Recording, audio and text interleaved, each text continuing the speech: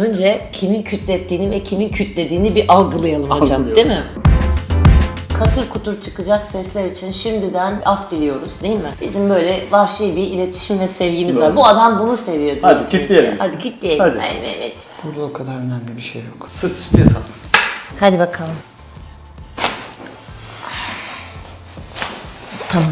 Burada tamam değil mi? Senin sanki bir daha yapacakmış gibi. Yeter falan. Açıldı. Dur biraz aşağı alayım. Teşekkürler ya. Mezgit muamelesi yaptığın için. Affedersin. Gelmiyor. Ha? Ha?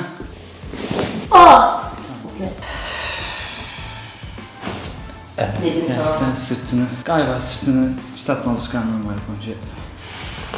Tamam. Tamam, süperiz. Kendine ait bir yer buldun.